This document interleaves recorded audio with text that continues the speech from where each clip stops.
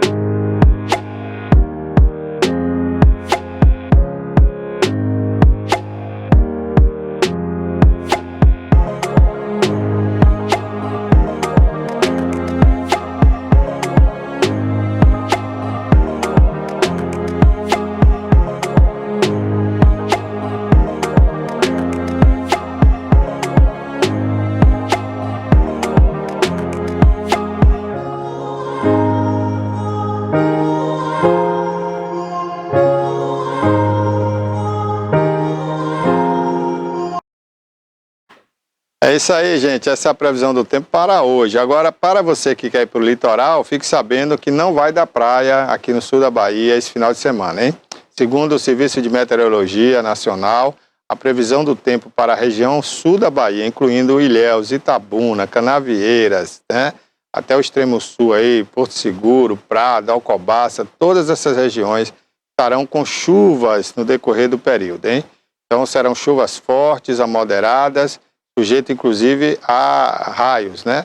Nós teremos aí uma presença de uma frente fria estacionária que deve ficar na região por volta de 8 dias. É isso mesmo. Infelizmente, né, para quem não gosta de chuva, e felizmente para quem gosta, né? Vamos ter um tempo aí bastante chuvoso e com temperaturas amenas.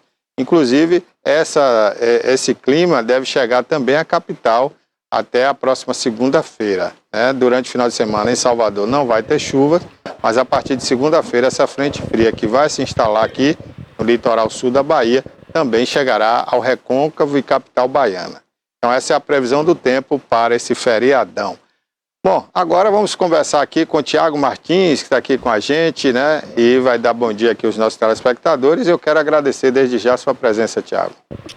Bom dia, Barbosa. Bom dia, Bárbara. Bom dia aos telespectadores mais bem informados do sul da Bahia, que são os que acompanham aqui a TV News. Obrigado. Que eu que agradeço a oportunidade, né, Barbosa? Estar aqui na sua emissora realmente é uma oportunidade muito grande de poder falar para a sua audiência, junto de você que construiu esse trabalho muito bonito.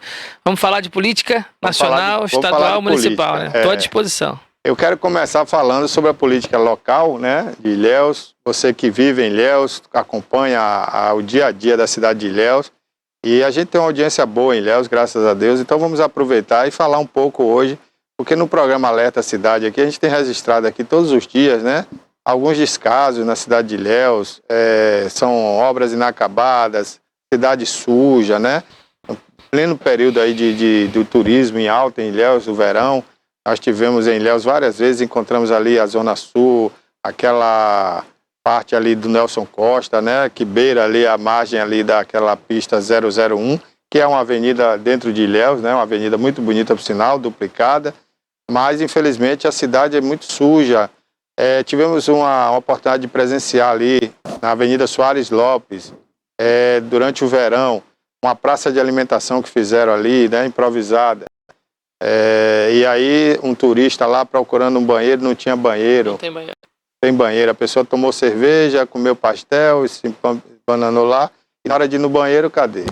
Então é um negócio feio, uma cidade turística não tem uma infraestrutura mínima, que é um sanitário público, né? Uma vergonha isso para Ilhéus. Então eu queria que você fizesse um resumo hoje, como você vê Ilhéus e o que é que você acha que pode melhorar em Ilhéus. Barbosa, é verdade. Ilhéus tem, sim, uma audiência muito grande aqui na TV News. Toda vez que eu venho aqui, as pessoas mandam mensagem, te assisti, eu vi.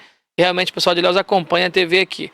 O que você relatou aí é a nossa realidade hoje. O que acontece em Ilhéus é que parece que o nosso prefeito e a nossa deputada se vislumbraram com o poder de ir a Salvador, de ter sido eleito deputado. E se você for acompanhar o nosso prefeito pelas redes sociais dele, ele praticamente virou um visitante da cidade de Ilhéus. E a cidade de Ilhéus está entregue aos seus secretários. A falta da liderança, a falta do acompanhamento causa esse abandono. Olha, a cidade de Ilhéus não tem que estar boa para quem vem passar um final de semana. Tem que estar boa para quem mora nela. Também. Você mencionou aí, exatamente, você mencionou aí a duplicação da Zona Sul. O governo adora fazer a propaganda de que o Sul está sendo bem cuidado, o Sul não está sendo bem cuidado. O que está sendo cuidado é a pista que sai do aeroporto e vai até a porta da casa do prefeito. Se você for conhecer a obra, você vai ver que a duplicação, ela parte do aeroporto e vai até a porta da casa do prefeito. Então, somente isso. Agora, se você for ver uma avenida atrás dessa principal, está tudo abandonado. As BAs, as BRs, todas abandonadas. A infraestrutura dos bairros, todos abandonados. É enchente, é esgoto a céu aberto, é iluminação, é a violência. Então, o município de Ilhéus, essa semana deu uma entrevista e a gente começou a falar dos serviços públicos e o resumo da entrevista foi a falência dos serviços públicos no município de Ilhéus. Nós estamos em crise na educação, acabamos agora o primeiro trimestre, Barbosa, e eu ainda recebo mensagem no WhatsApp de colégios que ainda não normalizaram as aulas. Perdemos um trimestre. Como é que recupera esse trimestre das crianças? Ao meu ver, não tem como. Vai botar para estudar sábado? Vai botar para estudar nas férias? Isso é incompetência. Aí eu digo a você, o prefeito está vendo isso? Não, o prefeito está viajando. O prefeito está viajando, ele e o vice. A cidade está na mão de quem? Eu não consigo entender como é que você elege um prefeito e um vice-prefeito para quem comanda o município são os secretários que não foram eleitos. E o vice está onde? Tá com o Mário junto, está em Salvador, está em Brasília. Mas precisa os dois juntos? Basta você acompanhar. Então ele quer dar um gostinho ao presidente da Câmara, né, de ser prefeito, exatamente. Né? Aparentemente, para mim, já começou uma pré-campanha. Pública, completamente assim, descarada. A cidade de Ilhéus precisa ou do prefeito na cidade ou do vice. E precisa deles na rua. Se eles andassem na rua, eles iam se constranger com o nível de sujeira que se encontra no município. Isso é verdade, isso eu vi mesmo, em loco lá. Eu estive lá em Ilhéus várias vezes e vi isso aí. Pois é, como é que pode você inaugurar uma obra que não tenha um mictório? Gente, isso é um absurdo. Você fazer uma obra nova que você recebe ali por final de semana 2, 3, 4, 5 mil pessoas e não tem um banheiro. Qual é essa obra? A obra da praça que você mencionou. Ah, sim, mas quando eu vi lá no verão, essa praça estava em obra e a praça de alimentação estava do lado da praia. Sim. Ali na areia da praia, fizeram uma praça ali de alimentação. Sim. Eram vários trailers, né? Exatamente. Não então, tinha assim, infraestrutura nenhuma. Quer dizer que construíram ali a praça e não fizeram banheiro público. Ainda não inauguraram o banheiro. Como é que as pessoas fazem? É complicado, entendeu, Barbosa? Então, assim, o município de Ilhéus hoje vive uma crise de falência dos serviços públicos. O Hospital São José, que hoje é a maior estrutura hospitalar do município de Ilhéus, nós temos UPAs, nós temos outros hospitais menores, porém, o São José, ele sempre foi prioridade, porque ele tem a porta aberta ao SUS. Se você passar mal, você tem ali uma unidade de pronto atendimento para te receber, certo?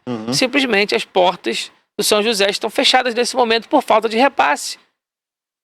Agora, o hospital da Costa do Cacau não é um grande hospital e assim, eu fui testemunho uma vez ali de uma pessoa que eu fui lá levar, conduzir e teve um bom atendimento. Eu até elogiei, porque nem um hospital da Santa Casa aqui, que é particular, eu vi um atendimento como o da Costa do Cacau, né?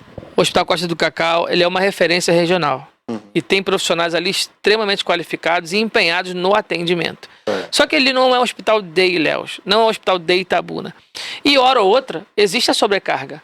Se você tem um final do ano com carnaval, onde existem muitos acidentes, existe uma demanda sobrecarregada, cabe ao município ter um equipamento de saúde próprio para reduzir esse impacto.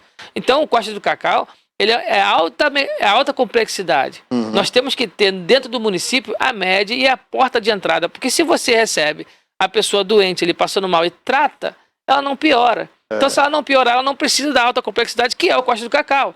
Então, Ilhéus não tem uma UPA? Quem tem UPA? Ilhéus não tem UPA? Tem UPA. Tem a UPA dá esse socorro exatamente, ali, né, faz o direcionamento. Só que, essa semana, inclusive, faleceu uma criança no UPA da Nova Esperança sem sequer ter tido diagnóstico. Por quê? Nós temos problemas em repasse financeiro, nós temos problema em pagamento de profissionais. O UPA praticamente ficou uma semana sem gás. A prefeitura está pecando aí, que não está pecando demais. Repasse. Aí a gente perpassa por esse problema da saúde, a gente perpassa pelo problema da educação, que praticamente não está começando o ano letivo agora e capengando. A segurança pública, a minha percepção, deu uma melhorada agora. O novo governador entrou, botou mais polícia dentro de Ilhéus, isso é perceptível. A cidade está cheia de policial hoje.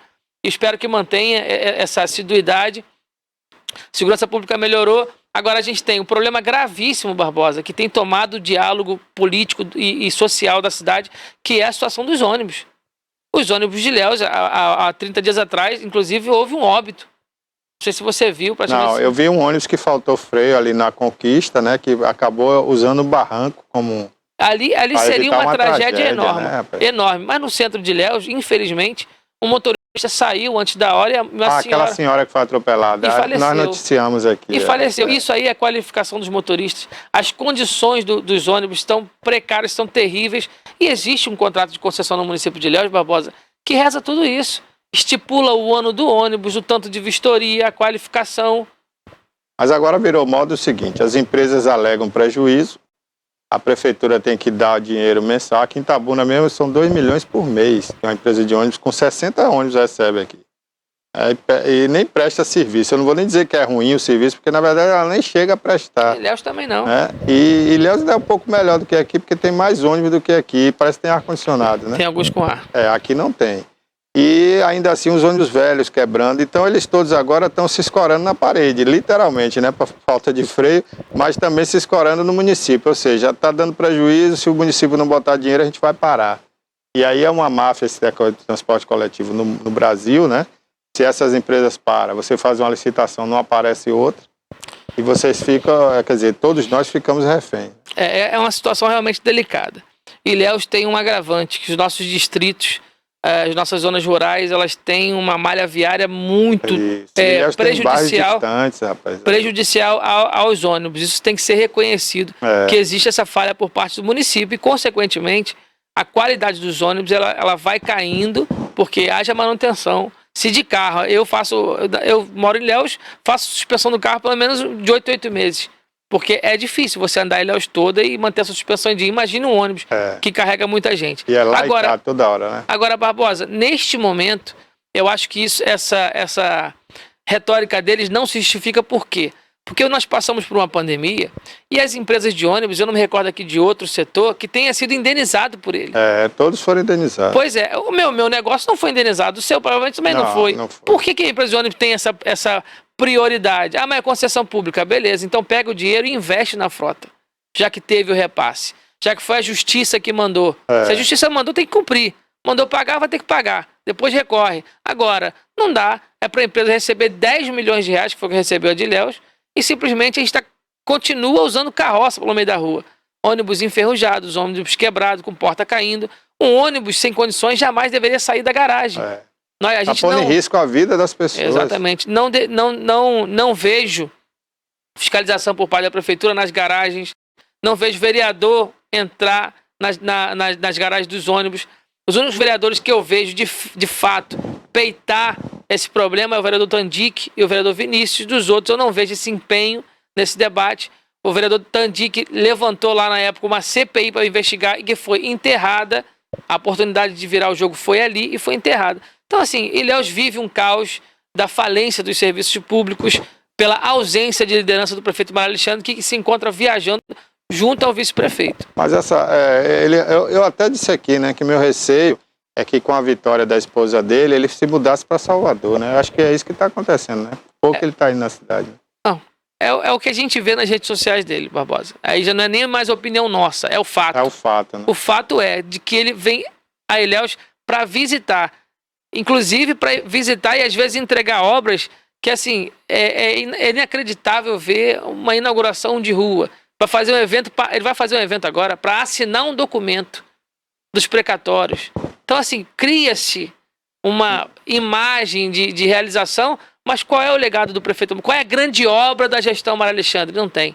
Eu acho que o maior prefeito que Ilhéus teve agora foi Rui Costa, né? Que ele fez algumas obras em Ilhéus e obras grandes. Né? É isso, mas aí eu te pergunto, Barbosa, Ilhéus tem uma contribuição anual de mais de R$500 bilhão próprio, recurso próprio, fora emenda parlamentar, fora repasse do Estado, que foi considerável, fora agora tem o governo federal que provavelmente também vai investir em Ilhéus. Cadê o nosso dinheiro, Barbosa? R$500 bilhão, que inclusive ele aumentou para o próximo ano para 630 e poucos milhões de reais. É muito dinheiro.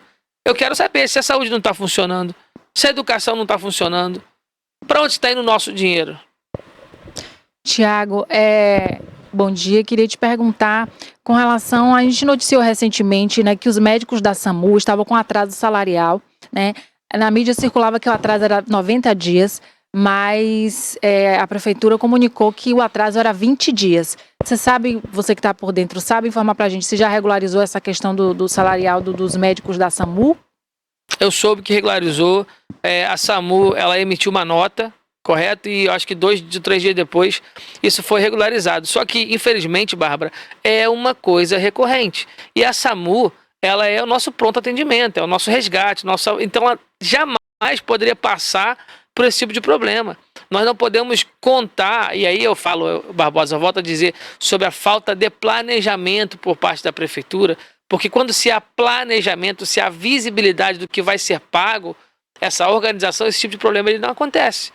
Quando se há organização, aí eu volto na parte da liderança.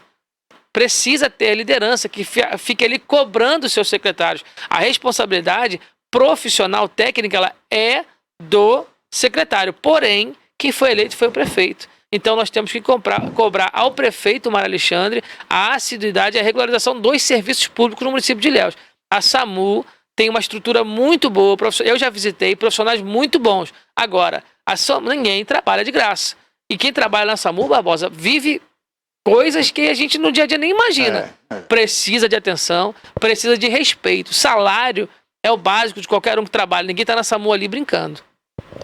A situação é complicada, né? E entristece a gente saber que um município turístico como Ilhéus, né? Que tem uma vocação natural pelas belas praias que tem. Poucas cidades praeiras no Brasil, praianas, tem a cidade bonita como Ilhéus, né? Agora é maltratado, né? Você começa pelo cartão postal de Ilhéus, que é aquela Avenida Soares Lopes ali, com a catedral ali em frente. E a gente vê ali já o abandono, aquela avenida ali cheia de areia, toda suja, né? Parece que está abandonada a cidade, né? A gente fica muito triste com isso. E eu espero que a Câmara de Vereadores faça o seu papel, né, Tiago? Porque os vereadores foram eleitos para fiscalizar o Executivo. E a gente não vê isso, né? É raro você ver um vereador falando, criticando, cobrando. Eu vi outro dia aquele vereador que era até do sindicato, ele, me falhou o nome dele aqui agora, que tem o apelido dele, Tonhão, não, é um nome assim. Augustão. Augustão, eu vi o Augustão cobrando aí numa rádio de Ilhéus sobre um cemitério de ambulâncias, onde eles colocam ambulâncias que teriam condições até para rodar, abandonada lá nesse cemitério. E vi também cobrando sobre o transporte coletivo. Mas você quase não vê isso em Ilhéus, né? Os vereadores cobrando, fiscalizando. Ou estou errado, você que Não, fala. é fato. Existe também por parte da Augustão essa cobrança em relação à parte dos ônibus e outros assuntos também. Mas é necessário entender, Barbosa, que ir para a tribuna, falar, mas depois apoiar, é apoiar. Não é brigar. Eu não posso chegar lá, Barbosa, falar, prefeito tá errado, mas na hora de votar, na hora de dar o basta, não dá, né? Aí passa a ser só retórica. Por isso que eu destaquei o trabalho de 2 vereadores que, além de se pronunciarem contra, estão trabalhando e agindo contra os desmandos a favor do município de Ilhéus. Então eu vejo aí essa atuação por parte desses vereadores e por parte da Câmara. A gente sente muito porque o poder legislativo ele é muito forte. No Brasil, o poder legislativo é muito forte. E, infelizmente, a Câmara Municipal de Ilhéus não está sabendo usar o seu poder, que é um poder assim como o Executivo também é, assim como o Judiciário também é. A Câmara de Vereadores de Ilhéus tem todo o potencial de ajudar o município a sair de vários problemas. Porém, infelizmente, tem tido uma postura subserviente ao prefeito Mário Alexandre. E isso não ajuda o nosso município. Ok. Tiago, como você está avaliando aí esses primeiros 100 dias, né, quase 120 dias já do governo, né, do PT no Brasil e também a atuação da nossa Câmara dos Deputados, onde você é suplente. Como é que você está avaliando? Olha, Barbosa, antes de qualquer coisa, a gente torce para que o Brasil dê certo. A gente torce para que o estado da Bahia dê certo, para que o nosso município dê certo. E por isso que a gente acompanha e faz as críticas que faz. Então a gente diz, tá torcendo para dar errado. Jamais. Se o Brasil der errado, eu tenho negócio, eu tenho casa, eu tenho tudo, vai dar errado para todo mundo. Não dá errado só para quem votou no PT. Então a gente não torce para dar errado. Agora, é inevitável mencionar que a gente está assistindo um filme velho. Nós começamos um governo com um déficit de 232 bilhões de reais. Receberam o caixa do país com 54 bilhões e mais 300 empenhados, e já existe um fundo que vai impactar na nossa inflação, que já impactou nos juros. Juros do Brasil estão altíssimos. Não haverá crescimento se os juros continuarem 17%. A Câmara, o Senado Federal já reconheceu que o Brasil não vai crescer. Inclusive, essa semana, noticiaram que o crescimento do Brasil será menor do que o da Venezuela, que é uma coisa absurda. Então, nós estamos assistindo novamente o fatiamento do Brasil. Esses novos 15 ministérios, né? Que o nosso ex-governador Rui Costa ajudou o nosso presidente Lula a fazer, vai com certeza pesar nas costas da população, e nós voltamos àquela velha prática do açoitamento da população através dos impostos. Aonde eles estão podendo taxar, aonde eles estão podendo jogar imposto, eles estão jogando. O que eles estão podendo aumentar, estão aumentando. Vale lembrar que existem e devem existir os reajustes normais da inflação. Então, já ia crescer naturalmente, como cresceu durante o governo Bolsonaro. Agora, o que está acontecendo no Brasil é uma superexploração dos impostos nacionais. E isso está sobrecarregando, sim. Nós já, nesse primeiro trimestre do Brasil, já se bate o recorde de falência e pedido de recuperação fiscal. O governo do Lula esqueceu que nós saímos de uma pandemia, que a nossa economia ainda está frágil economicamente por tudo que a gente perdeu, pelo tempo que a gente deixou de faturar, pelo que a gente deixou de trabalhar. E hoje eu vejo o governo insensível a esse período pós-pandemia já sobrecarregar novamente as empresas, os empresários e, consequentemente, Barbosa, o emprego que vai ter que pagar o preço.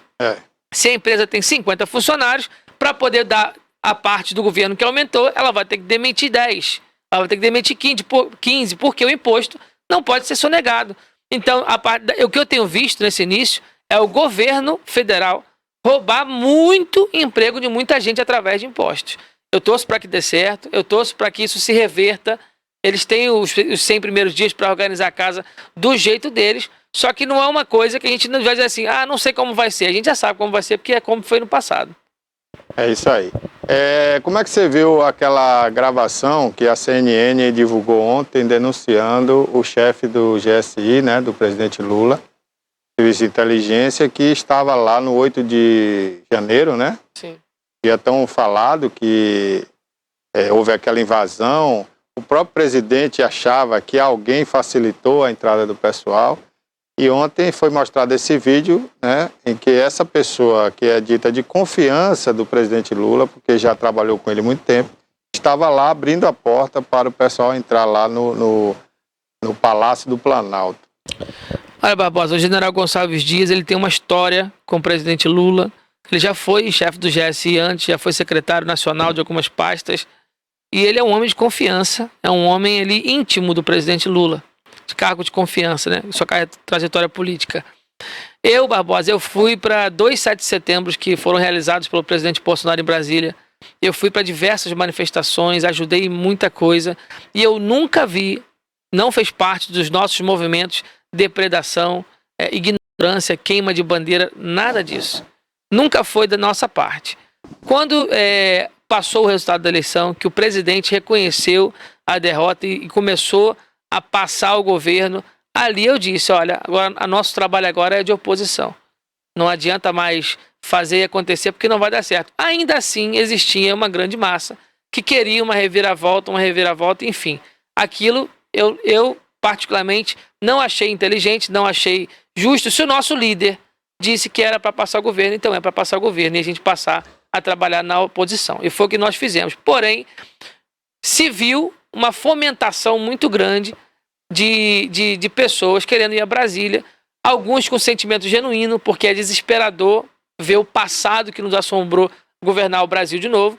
Porém, nós sentimos ali que havia algo estranho. O Palácio do Planalto tem uma guarda própria, uma guarda para fazer, e é um pelotão, não é pouca gente, é um pelotão de segurança do GSI. O pelotão simplesmente foi dispensado, coisa nunca antes vista. Quem dispensou o pelotão? Então, além das imagens que a gente viu, existem vários poréns que precisam ser respondidos. Por isso, a direita, desde o dia 8, pede a CPI. Porque existe muito mais coisa do que essas imagens. Essas imagens aí mostraram um general complacente com o vandalismo. Mostraram um general que abriu portas, que deu água, que abriu a porta de saída. E não é um general. Você imagina se fosse ao contrário? Se fosse o general do governo Bolsonaro. Provavelmente a prisão dele estaria preso. Estaria preso. Então essas coisas precisam ser esclarecidas. Você vê que um secretário de ex-ministro de Segurança Pública, né, de Brasília, ex-ministro de Justiça, está preso até agora. Estando de férias. E ele estava de férias fora do país, né? Então a coisa é realmente política isso, não é técnica, político, né? Não, a gente não vê uma prisão técnica. Olha, ele foi preso porque ele corroborou, ele estava planejando. Não, ele simplesmente nem estava no Brasil. Então eu particularmente não concordei com aquela prisão, independente de partido A ou partido B. Segundo, a prisão não, a intervenção no governo de Brasília, da forma que foi feita, eu também achei um absurdo. Eu acho que ali é um estado de exceção, né? Ali não foi nada do direito. Não, sem sombra de dúvidas, foi ali uma reservação do poder judiciário sobre um governador eleito. Exatamente. Um governador que ele nem era tão bolsonarista assim. Não. Era um governador que realmente faz a pauta dele ali em prol de Brasília, dialoga com vários tipos de poderes e ideologias, porém, naquele momento, como eles precisavam pregar alguém para a cruz, puseram um governador. O ex-ministro Anderson Torres, e que no momento estava secretário de Segurança Pública do DF, ele foi preso simplesmente por política. Porque se eu estou de férias, Barbosa, o meu cargo foi passado a outro. O outro está respondendo pelo cargo. Responde, claro. Aí disseram que ele viabilizou o acesso à distância. E hoje nós temos aí imagens claras que eles já sabiam daquilo ali, eles estavam escondendo. Tanto é que disseram que não ia passar as imagens porque os arquivos eram muito grandes. Ora, se eles já sabiam daquilo ali, se o governo sabia, estava prevaricando, inclusive escondendo essas as imagens que foram divulgadas ontem pela rede de TV aí, era do conhecimento do GSI, tanto que eles estavam colocando essas imagens como secretas, ninguém podia ter acesso, né? E para eles ontem foi uma surpresa essa televisão ter acesso a essas imagens. E eu acho que eles vão punir quem acabou deixando vazar essas imagens. E não o verdadeiro culpado dessa história. Barbosa. Agora, ontem já foi, pelo menos o pessoal da esquerda, né? Já admitiu fazer a CPI. Só que eles querem fazer parte, né, da cúpula maior, digamos assim, da CPI, né? É isso que a esquerda sempre fez no Congresso Nacional, Barbosa. Eles tentam bagunçar. Você vê que quando foram fazer a primeira sessão da CPI, eles foram lá, gritaria, inviabilizar a sessão de instalação. Por que agora querem fazer? Porque eles querem controlar. Eles querem ditar o que vai ser dito na imprensa, o que vai ser mostrado ou não. Eles vão ali suprimir, vão focar vou te dar aqui um exemplo, vão focar nos empresários que ajudaram financeiramente os ônibus, que não é crime. Você se manifestar não é crime. Você se unir para fazer não é crime. Crime foi a depredação. Isso foi crime. Então, assim, eles vão querer focar em quem financiou a ida e vão querer excluir quem estava lá dentro, facilitando a entrada dos vândalos, a entrada dos criminosos. Então, a esquerda brasileira, ela tem esse cultivo da imagem transgredida, manipulada. E é assim que eles fazem política há 30 anos no Congresso Nacional. Tanto é que demonizaram o governo Bolsonaro, que deu lucro ao Brasil, que teve crescimento, o governo Bolsonaro cresceu mais do que a China, que é o maior país, é o país que mais cresce no mundo. Em detrimento desse governo, apoiava um governo que sempre deu prejuízo ao nosso país. Ou seja, é a distorção da imagem. É apenas projeto de poder. Nós não podemos permitir que esse tipo de política, que é prejudicial ao povo, tirando a ideologia de lado, nós temos a nossa ideologia contra o aborto, nós temos ideologia armamentista, não é isso que eu estou falando. O que eu estou falando é de pobreza. O que eu estou falando não é de serviço público, é de assistência ao povo, de crescimento do país. O país precisa crescer, independente de ideologia, Barbosa. Independente de esquerda, de direita, o Brasil precisa crescer. Nós somos o Brasil, né? Exatamente. Independente de partido. Agora, assim, pela primeira vez, né, nós estamos tendo realmente oposição e situação, né? Sim. Antigamente você só tinha um lado.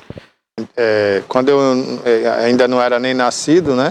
Existia o lado do exército, que era a chamada direita, né? A ditadura. Depois veio a democracia, entre aspas, né? Uma meia democracia, depois voltou a ditadura. E aí permaneceu até a década de 80, finalzinho da década de 70. Aí veio a democracia, que também era uma democracia meia boca, né?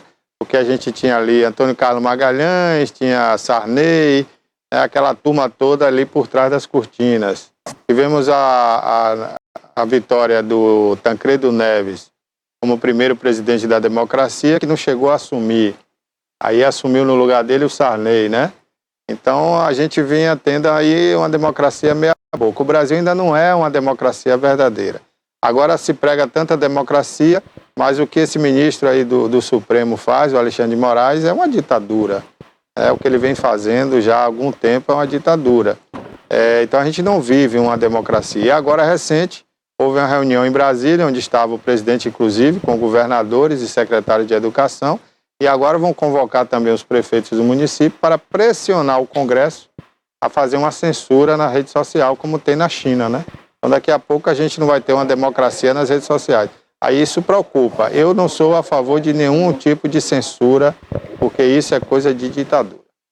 Barbosa, no Brasil nós temos leis que responsabilizam você se você acusar alguém. Nós temos leis no Brasil que responsabilizam você e penalizam você se você acusar, levantar um falso testemunho. E tudo isso aí já é o combate às fake news. Tudo isso aí já é o combate ao crime da desinformação. Você que tem uma emissora, você tem um responsável técnico. Se você aqui veicular uma notícia que é falsa, denigrir alguém, atacar alguém, você responde. Então, exatamente, tudo isso já é combate à fake news. É o que eu disse hoje aqui. Eu acho, me perdoe de interromper, eu acho que o governador devia ter feito, aí eu fiz uma crítica aqui, que eu acho que o governador não deveria nem ter saído da Bahia para ir para Brasília ontem com o secretário de Educação. Eu acho isso uma perda de tempo. Eu acho que o que tem que se fazer é como Vitória da Conquista fez, deu o exemplo aqui. 2 horas depois que o rapaz lá, um adolescente, né, na cidade, postou um ato de terrorismo na internet, aterrorizando os estudantes, 2 horas depois a polícia já tinha ele apreendido. Então acho que o que a polícia do estado da Bahia e dos outros estados devem fazer é o que Vitória da Conquista deu o exemplo. Prender esses indivíduos terroristas, que aterrorizaram o Brasil e estão aterrorizando ainda, né? Com certeza. Então, isso aí sim tem que ser feito. E outros atos antidemocráticos que acontecem ainda no Brasil. Nós tivemos recentemente aí a sede do INCRA que foi invadida e foi quebrada. Isso é um ato também antidemocrático, vandalismo. Terrorismo, né? Então, tem que se prender. Tem lei para tudo no Brasil, né?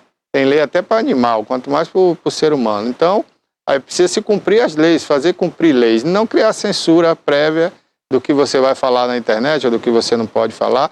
Muito pelo contrário, eu acho até que ajuda a inteligência da polícia no momento que um indivíduo usa a rede social para fazer um terrorismo, né? Ameaçar alguém, difamar alguém, ou racismo, né?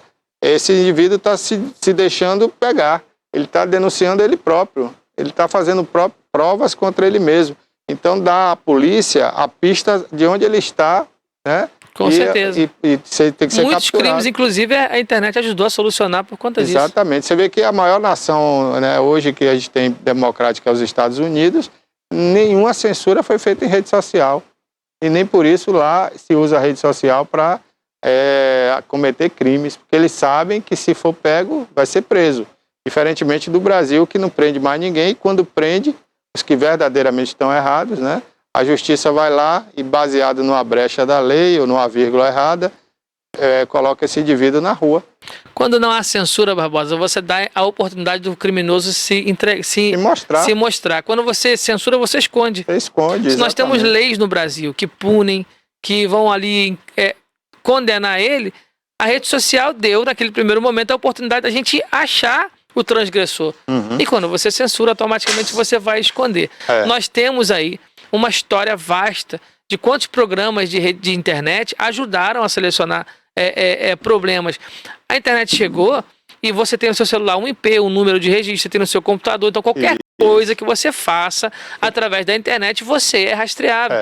Existem os hackers, existem, que estão sempre sendo presos, sendo soltos, sendo presos, sendo soltos. Por quê? Porque a tecnologia ela evolui automaticamente. A busca na defesa desses, na coação desses criminosos, ela também evolui e faz parte da vida. Exato. No passado era fora da internet, o crime evoluía, a segurança evoluía junto e faz parte. Agora, o que eu vejo, e você bem citou aqui o nosso ministro Alexandre de Moraes, é ele tentando dar o tom da conversa. Uhum. Ele tentando dizer o que se pode ou não ser dito. Eu acho que o debate, ele é válido, ele é rico. Quantas vezes nós, num debate, Barbosa, nós descobrimos que nós estávamos errados. Exato. E eu estava pensando errado. O seu argumento me convenceu. Uhum. Agora, se esse debate não acontecer, isso aí, ela cala a democracia. Isso sim é antidemocrático. Isso sim é um ataque à nossa liberdade de expressão. A nossa Constituição praticamente está sendo refolheada aí pelos ministros conforme seu entendimento. E isso não é bom para o nosso país. Isso não é bom mesmo para o nosso país. Essas prisões arbitrárias aí não estão sendo boas, estão passando uma má imagem do nosso país para fora e causando um temor muito grande no seio da nossa sociedade. Ontem também, né, começou pela primeira vez, depois de muito tempo que se falava isso, mas ontem pelo menos começou a ser ventilado a possibilidade do Adélio Pinheiro não ter agido sozinho naquele atentado contra o então presidente Jair Bolsonaro, né? Desculpa. E inclusive já se menciona hoje a participação até do PCC nesse crime, né? Isso já está na mão da Polícia Federal, né? Já é algo que está sendo investigado, realmente. Barbosa, com certeza ele não fez sozinho. As primeiras imagens mostram que ele chegou até próximo do presidente, só que a faca veio passando de mão em mão até ele, que ele bota debaixo do casaco e tira na hora de dar a faca. Então ali já mostra que ele não estava sozinho. E ninguém que tem morado os últimos meses em kitnet recebe a visita de avião de 5, 6 advogados de uma vez. Ou seja, sozinho ele não esteve. Em certa entrevista, um dos advogados deixa escapar que uma certa emissora tinha interesse na defesa do Adélio. Então, ou seja, a polícia precisa pegar esses fios soltos e começar a emendar. Por que no Brasil existe tanto zelo para falar sobre o PCC em relação à política? Por que esse zelo? Por que esse cuidado? É óbvio que tem que ter a facção criminosa do nosso país. Agora, se existe um caso como esse, que foi um atentado, e não é porque é Bolsonaro não, foi um atentado a um candidato a presidente poderia ter sido qualquer um. Não é pelo Bolsonaro, é porque a gente não pode começar a permitir que o crime organizado comece a querer escolher os nossos presidentes. Matar quem ele não acha que tem condições e você imagina como é que vai ser o Brasil. Não caminha para frente. Então a nossa expectativa é de que esse crime bárbaro, que é um crime bárbaro, seja solucionado para o bem do país. Para que seja desmontada a articulação de como que quem é que faz parte dessa escolha de presidenciáveis, que vão ditar aí o orçamento nacional, que vão ditar o regramento. Você vê como é que o nosso Supremo Tribunal Federal se comportou, proibindo operações policiais do Rio de Janeiro. Isso é muito estranho, essa complacência, essa benevolência com o crime organizado no país, e você vê o crime organizado no país ligado à tentativa de assassinato de um presidente. Então é incrível como... E isso, Barbosa, deveria ser uma preocupação não só da direita, de todo o Brasil e de todas as duas ideologias, de ambos os lados. Então é complicado a gente assistir essas cenas e saber dessas informações e tratar isso com naturalidade. É isso aí. É bem dito por você aí, Tiago, eu concordo, é uma preocupação, tinha que ser, né, a preocupação nacional. Bom, Tiago, eu queria te agradecer, né, mais uma vez por você aceitar o nosso convite de vir aqui. O espaço está sempre aberto para discutirmos coisas da nossa sociedade, né, porque esse é o papel da televisão local.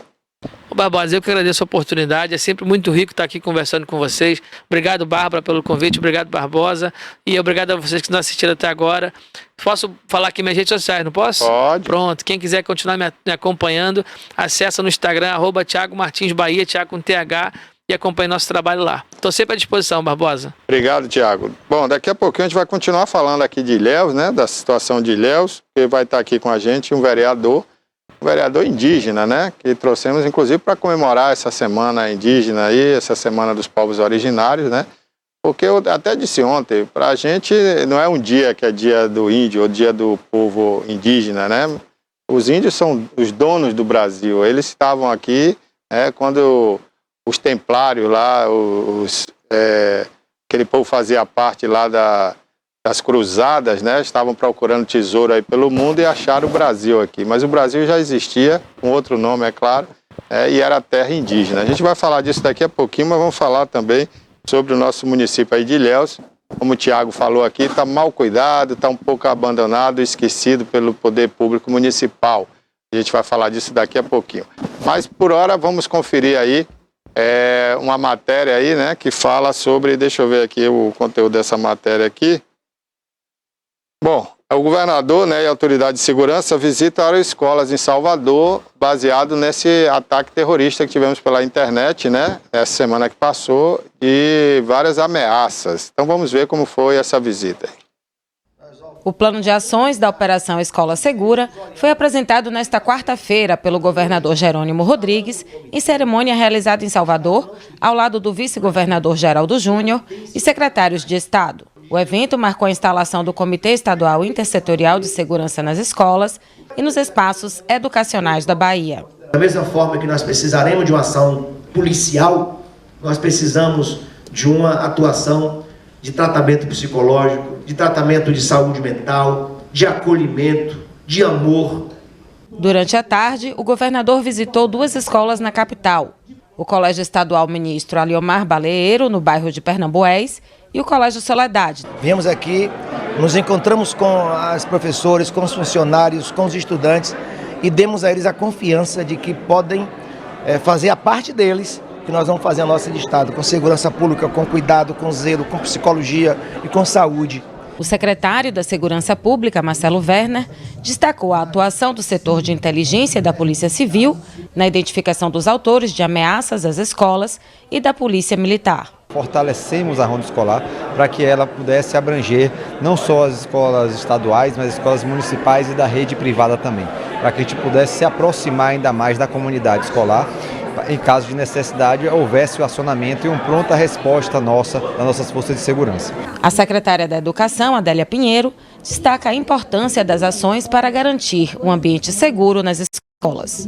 Escola é lugar de paz, é lugar de conhecimento, ciência, cultura, arte, é lugar de futuro. A assistente social, Jamile dos Santos, que é mãe de Durval, de 8 anos, contou que se sente segura com a operação do governo do estado. Eu confio muito no Colégio Soledade, um colégio religioso e principalmente na Polícia Militar também. Então, meu coração está mais acalentado, mediante toda essa reunião que está tendo, juntamente com o Colégio Soledade. E comanda a Bahia. Ok, nós estamos aqui já ao vivo, aqui nos estúdios com o Cláudio Magalhães, o Cláudio Tupinambá, primeiro índio aí oficialmente conhecido como vereador em Ilhéus, eleito pelo voto popular, e no ano que coincide agora com o governador índio também, que é o Jerônimo Rodrigues, Então ontem se comemorou o Dia dos Povos Indígenas, embora todos os dias é dia do índio, digamos assim. Cláudio, bom dia, obrigado por ter vindo aqui ao nosso programa, um prazer ter você aqui, viu? Bom dia, Barbosa, bom dia, Bárbara. Bom dia. Quero saudar nesse dia 20, que é um dia depois das comemorações do Dia dos Povos Indígenas, que é a primeira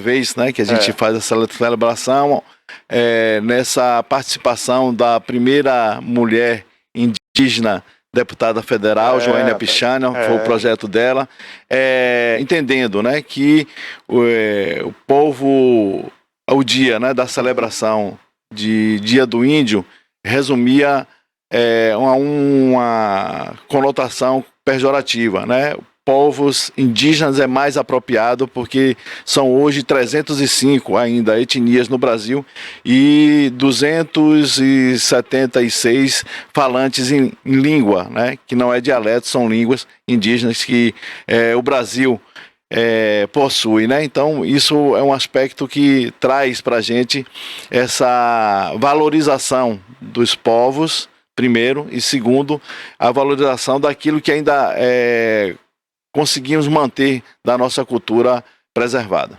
Ok, agora me perdoe você e os demais indígenas, mas eu acho que não era pejorativo o termo índio. Eu acho que não. Eu, inclusive, valorizo bastante esse termo.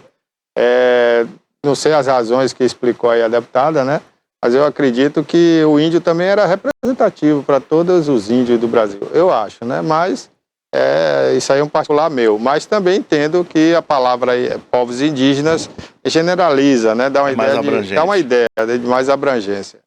Fica bonito também, Plasticamente fica mais bonito. Mas eu acho que vocês, índios, são os donos do Brasil. Todos nós que estamos aqui, se não sou estrangeiro, se não vim de fora, se a minha origem não veio da Europa, ou de outro país, a gente é alguma coisa de índio também, a gente é parente, a gente é índio, Nós temos o sangue indígena. Mas eu queria falar também sobre essas conquistas que os indígenas estão tendo agora no Brasil. Com o novo governo, a gente está tendo também uma ministra índia, Isso é muito bom. Eu acho interessante a participação realmente do povo e dos indígenas, em todas as decisões e todos os setores. Nós temos no Congresso Nacional, no Ministério, né? Nós temos nas câmaras de vereadores, temos agora a representação com o governador aqui na Bahia. Então, as coisas começaram a mudar de verdade para o indígena, né? É isso, né? A gente agradece essa possibilidade de participação do espaço de poder, que é isso que importa. Nós estamos aí no Ministério dos Povos Originários, a Sônia Guajajara, uma militante, uma guerreira mulher que traz essa importância também do protagonismo das mulheres. A gente não conseguiu eleger Joênia Wapichana, mas ela assume agora a presidência da FUNAI, também com uma grande responsabilidade de produzir os relatórios para a demarcação dos povos, ainda que não têm suas terras demarcadas. E a gente tem, né, essa proximidade, né, do governador Jerônimo de se assumir, se autodeclarar indígena, e isso também tem que trazer para nós, povos indígenas, a segurança jurídica, que é isso que a gente quer. Nós, na Constituição de 1988, tivemos lá nossos direitos assegurados pela participação também efetiva, né, do cacique Juruna, que foi nosso deputado constituinte, e o que foi construído do arcabouço dizia que depois de 1978, 5 anos depois, todas as terras indígenas teriam que ser demarcadas. E a gente não viu isso porque aqueles que são contrários à demarcação, né, que nesse momento recente agora mostrou o que é que eles são capazes de fazer, né, destruir, quase destruíram a reserva Yanomami, né, trazendo grandes prejuízos para a população indígena, mas demonstra, né, que aonde tem os indígenas, tem luta e tem resistência.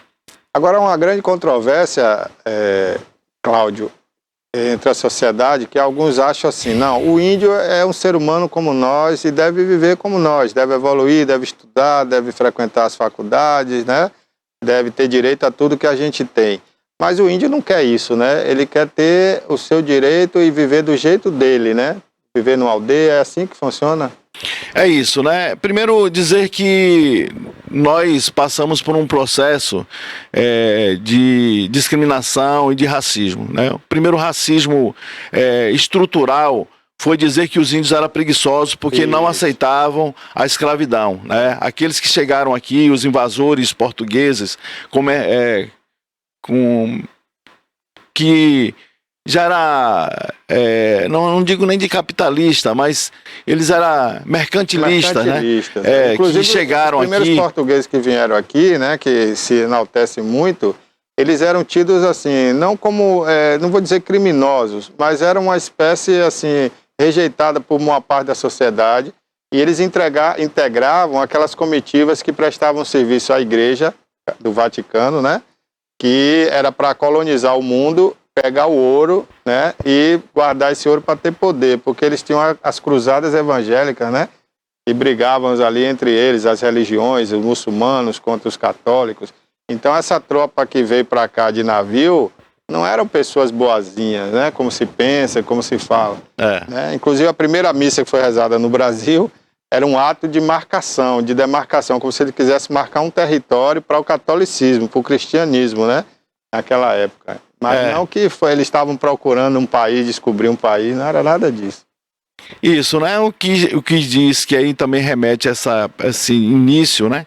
Que procurava-se um caminho para as Índias, né? Onde tinha especiarias, era um comércio já pungente, né? E chegaram ao Brasil e por isso índios.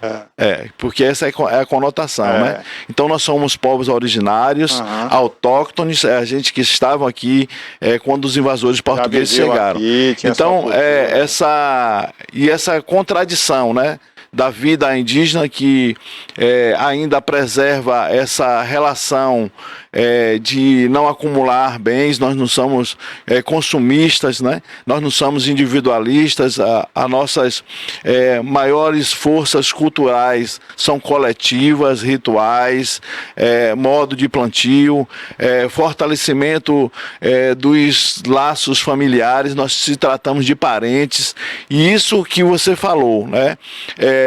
Foi negado a parte da população indígena que foram para os centros urbanos, porque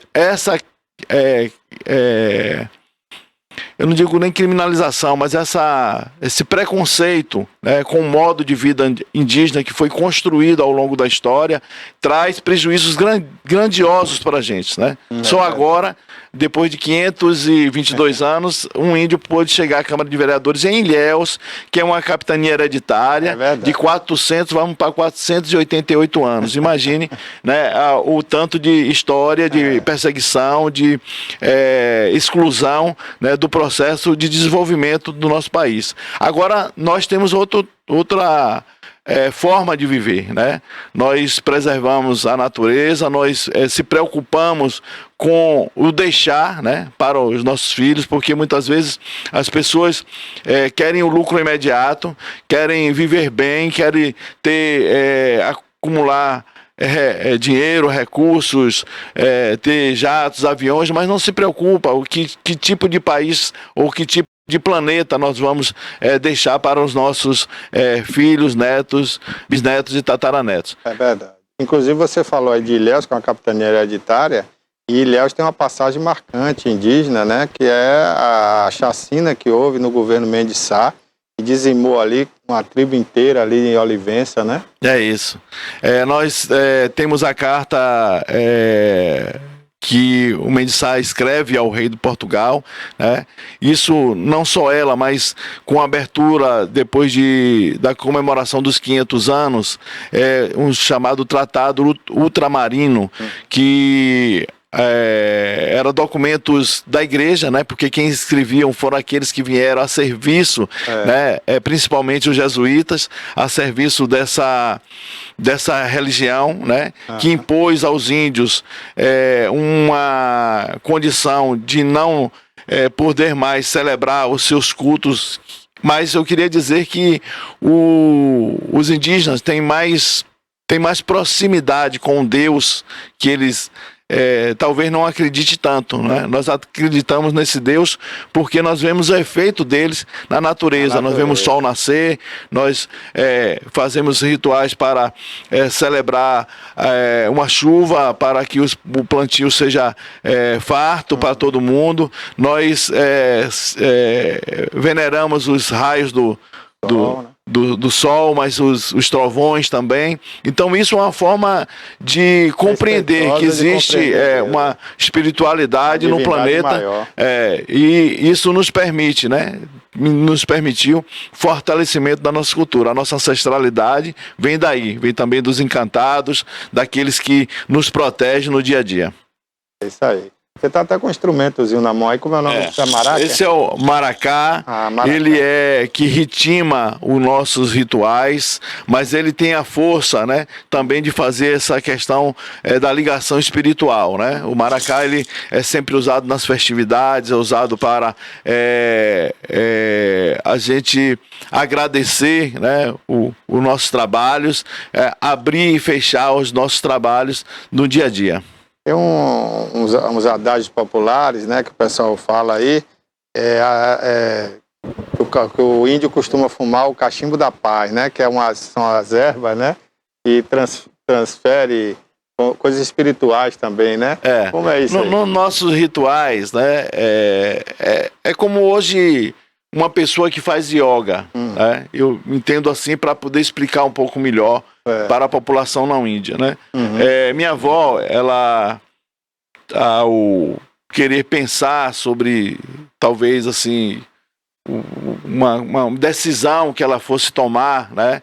Ela pegava as ervas, botava no cachimbo, ia para o fundo do quintal e ficava ali, né? Porque eles não usavam eles não tragavam, né? Não era o consumo do tabaco, o tabagismo, né? Era uma forma ali, e muitas vezes também as coisas que eram usadas, né? Capim de aruanda, que é aromatizante, né? Hoje, a mesca, que é uma resina, né? De árvore com muito cheiro, muito tal. Isso talvez remetesse ela a uma ligação mais espiritual, para que a decisão dela fosse uma decisão de sabedoria, de conhecimento, talvez fazendo uma reflexão do que os nossos avós passados fariam naquele momento. Então toda decisão mais, vamos dizer assim, que precisasse de mais responsabilidade, eu via ela e acompanhei, né? Porque eu tive o prazer ainda de conhecer minha bisavó, Maria Veríssima do Espírito Santo, e minha avó, por parte de pai, Isabel Alexandrina. Cláudio, sobre a tribo Tupinambá, qual é a sua posição lá na tribo? A gente sabe que você é vereador do município de Ilhéus, mas dentro da tribo Tupinambá, fala pra gente onde fica localizada e qual é a sua função. E com relação a casamento, se existe algum ritual, o que é que precisa fazer quando tem que casar lá os integrantes da tribo, né? O homem e a mulher. Primeiro dizer que os Tupinambás, eles ficaram ali naquela região de Olivença. Olivença que também remete, né, a um mosteiro que sempre teve na fronteira entre Espanha e Portugal. Eu, no trabalho de reconhecimento territorial nosso, nós fizemos a colaboração daqueles que estavam fazendo o trabalho de fazer essa pesquisa. Era um mosteiro que cederam muitos jesuítas, né, para essas embarcações da forma que você falou, que era uma perspectiva de aumentar a religião católica, e deu o nome, né, a vila de Olivença, ou o primeiro aldeamento jesuítico feito nas proximidades aqui do município de Ilhéus. Mas nós não temos esse tipo de territorialidade de município. Então nós estamos em Ilhéus, Una e Buerarema. Né? Alguns falam em Santa Cruz da Vitória, né, que é atrás de Buerarema. Mas essa poligonal, ela já foi publicada no Diário Oficial em 2003. Ela tem um relatório antropológico feito pelo antropólogo Jorge Luiz de Paula e Suzane Viegas, uma portuguesa que fazia um trabalho aqui na época, e foi talvez, como a gente costuma dizer na espiritualidade, né, um trabalho ancestral para vir pagar o débito que o país português, colonizador, explorador, tem com todo o povo brasileiro, mas principalmente com os povos indígenas e o povo Tupinambá, porque foram os primeiros. Nós primeiros estávamos aqui quando os invasores portugueses chegaram. Era uma nação de quase 1 milhão de índios ocupando essa faixa litorânea, que por diversas intempéries foram dizimados, igual esse relato da carta de Mendes Sá, que diz que matei tantos índios que enfileirados deu 1 légua, 7 quilômetros de corpos indígenas. Então, um dos maiores massacres indígenas, né? Praticamente e assim, o que a gente vê é que essa história não é contada, né? Aqui na região nossa se conta só a história a partir dos coronéis do Cacau para frente. Atrás, nós também, eu costumo dizer no plenário, que nós usamos mão de obra escrava aqui na nossa região, e precisamos fazer um esforço, né, para nesses 500 anos de Ilhéus a gente chegar um pouco melhor do que a gente viu ao longo da história, né, preservando nossa cultura, reconhecendo o valor dos indígenas e dos povos que vieram a ser escravizados no nosso município. Inclusive nessa carta Mendes Sá, salvo engano, ele fala até que o sangue dos índios formaram um rio, né, de sangue que corria para o mar, né? Negócio absurdo isso. A gente tem a referência do Cururupi, né, que nós fazemos uma marcha em memória dos massacres, dos mártires do rio Cururupi. Aí entra também Caboclo Marcelino, foi massacrado ali, morava ali próximo. Agora, respondendo um pouco aqui a pergunta de Bárbara, nosso relacionamento, né, por a gente não ter uma terra demarcada, essa terra também tem pequenos agricultores, tem trabalhadores rurais, tem pessoas que foram... Eu costumo dizer, e vou levantar essa tese, de que as pessoas também podem ser aculturadas da forma do modo de vida indígena. Não é só a gente que perde a nossa capacidade de manter a nossa cultura e tal, mas as pessoas que vieram para dentro do convívio, né, daquela região ali de Olivença, Sapucaíra, Santana, os Aquipe, né, passaram a ter esse olhar mais diferenciado com os povos originários. Então, eu tive o prazer de acompanhar o casamento do meu primo, hoje cacique Sussuarana. Quero mandar um abraço para todos os caciques Tupinambá, cacique Maria Valdelice, a primeira cacique mulher da nossa aldeia e a segunda cacique do Brasil, né, a reforçar essa luta do protagonismo também da mulher indígena, ao cacique Alício com seus 86 anos, né, lá no Aquipe de Cima, e ele nos proporcionou isso, né, uma demonstração de como era o casamento tradicional indígena, na cultura, nos rituais, na apresentação. Sua filha Edna foi casado com o meu primo, o cacique Sussuarana, nessa tradição. Então, algumas aldeias cultua ainda isso, né? Mas a gente entende pelas dificuldades e pelo processo de exclusão que nós fomos impostos, né? Os casamentos hoje são multirraciais, né? Então, tem muitos casamentos entre índios com não índios, mas com a terra demarcada a gente também entende, né? Porque é um interesse nosso de preservação da nossa cultura que a gente restabeleça também esses casamentos mais formalizados dentro da perspectiva nossa, né? Porque a perspectiva do não índio no casamento juntar bens, né? Juntar valores, entendeu? E o casamento dos indígenas, ele tem essa questão mais coletiva, participa os pais, as famílias, todas nessa integração, né? Não é uma coisa que se possa dizer que tem essa perspectiva comercial. Satisfeita, Bárbara? Tá querendo casar com índio? Não, é porque eu tinha curiosidade. Só vai herdar as terras, que as terras coletivas e não tem valor de mercado. Tem que estar sabendo disso. O vereador Cláudio, aproveitar aqui para perguntar se a tribo Tupinambá está sendo assistida na questão da saúde, vacinação, se tem acesso, né, a atendimento médico, o que está precisando nesse momento? Olha, nós passamos esses 4 anos aí com muitas dificuldades. Foram drasticamente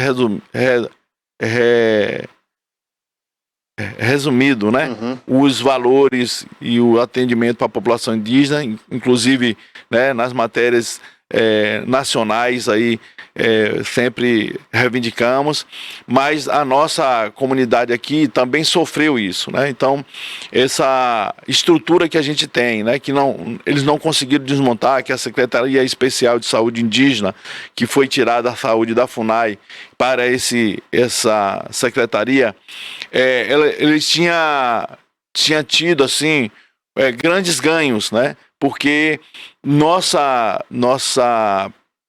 saúde é diferenciada, né?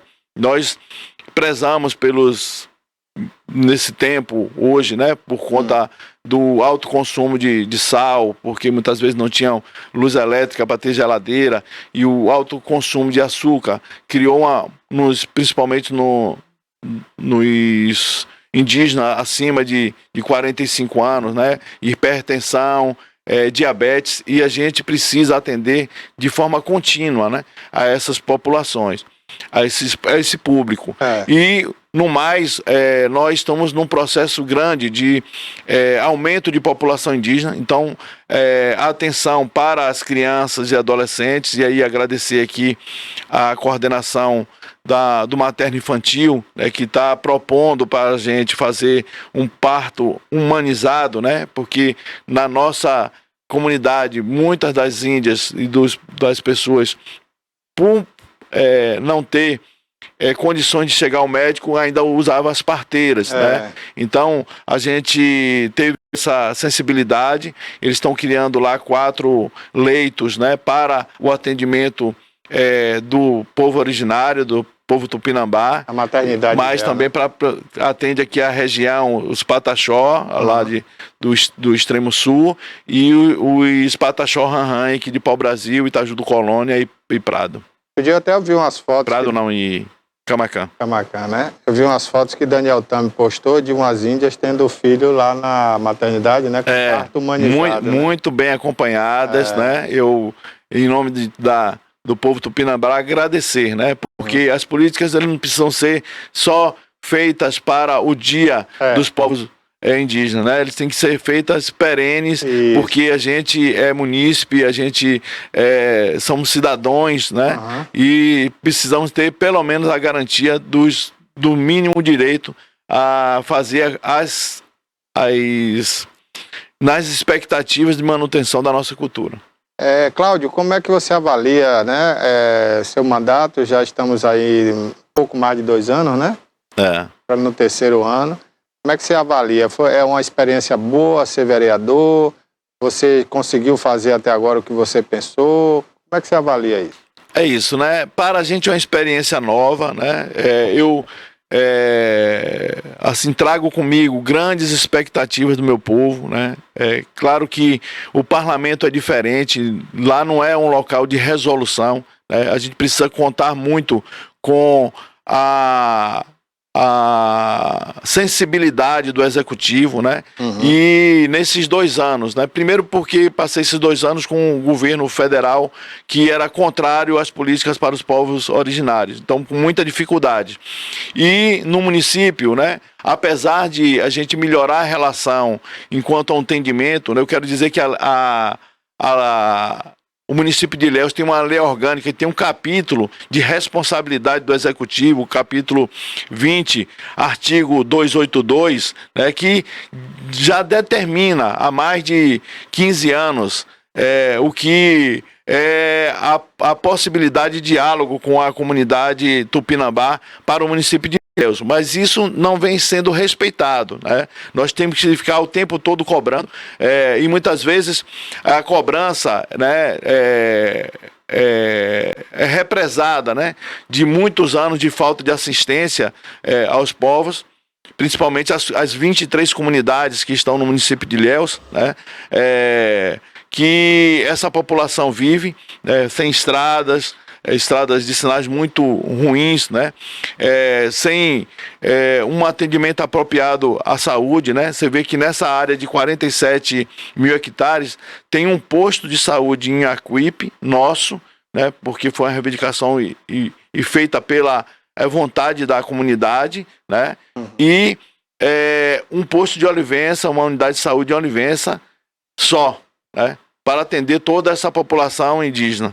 Aí a CESAI faz um trabalho rotativo, ela entra com uma equipe multidisciplinar, vai visitando de comunidade em comunidade, mas se chover o carro não acessa, sábado e domingo não se trabalha, então muitas vezes quando eles retornam à comunidade para um outro atendimento já se passou 2 meses, 3 meses de atendimento, isso impossibilita a continuidade do tratamento de saúde. Então é uma política de enxugar gelo ainda, né? Mas a gente tem tentado construir, né? Amanhã mesmo, aliás, hoje, né? Eu estou fazendo uma sessão especial. Espero que o município, nas suas diversas secretarias, estejam presentes para que a gente possa dialogar e já trazer algumas garantias, alguns direitos que os índios cobram. Inclusive, nós temos uma promessa de campanha do prefeito, mas também um termo de ajuste de conduta do município, um TAC, feito com o Ministério Público Estadual para a construção de 2 creches, né? 2 creches indígenas que já funcionam, mas de maneira muito precária, a creche Amotara e a creche Catuana, porque os índios também precisam trabalhar, né? Apesar de ter essa mecha de preguiçosos, mas eu lhe digo, né? Cacique Alice acorda 4h30 da manhã, bota um cafezinho, vai para a roça, trabalha até 3, 4 horas da tarde, quando retorna para sua casa, plantando seus afazeres, fazendo uma farinha de mandioca de altíssima qualidade, que é vendida como boca de saco aqui, nas principais feiras do nosso município daqui da região.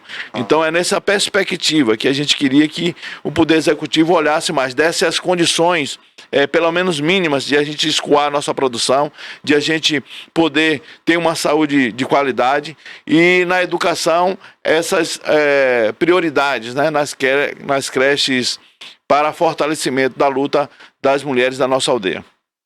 Você falou aí a farinha boca de saco, né? Mas é bom explicar, porque tem gente que não sabe o que é isso, é porque fica aquele saco com a boca aberta ali, né? E as pessoas pegam ali com a concha, né?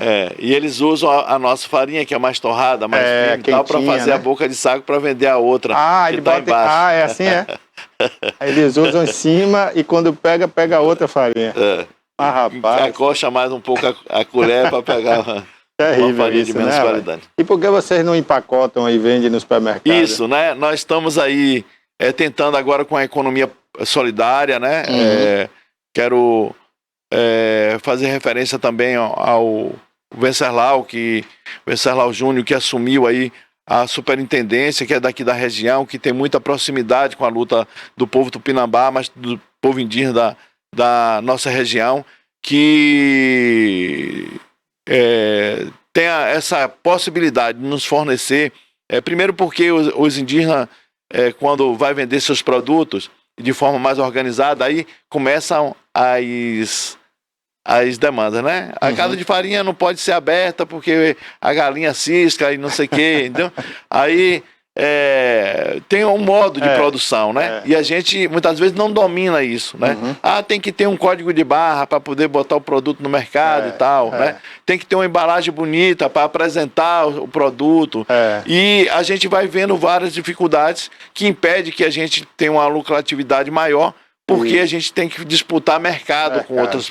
Agora, essa entidade aí é o que o Venceslau está agora, é aquela que tem aqui em Itabuna, né? CETRI, ele coordena também o CESOL, que é o Centro Público o CESOL, ele dá essa assistência técnica, ele dá assistência técnica, mas para a gente chegar lá, a gente tem que melhorar as casas de farinha, tem que ter um investimento também na plantação organizada, né? Porque esse dia trouxeram para a gente uma proposta de uma grande farofa que já está industrial, mas a dona Maria, não sei, uma marca dessa aí. Ela falou assim, mas eu preciso ter o ponto de torração de vocês um pouco abaixo do que vocês torram, entendeu? Por quê? Porque ela vai torrar de novo, quando ela virar a farofa, ela tem que fazer a mistura dela lá para dar o tom dela. Aí foi olhar as casas de farinha, né? Nossas casas de farinha não está apropriado para o que ela queria. Ela queria que a gente usasse EPI, né? Que a casa de farinha fosse toda fechada para a gente entrar um local para lavar as mãos, um local para trocar de vestimentas, que usasse os aventais, né? Usar o protetor de cabeça, né? E isso, muitas vezes, nós não temos condições ainda econômicas para fazer isso. Então, teria que ter um investimento inicial nesse aspecto. E uma coisa que eu tenho debatido com o governo do estado, né?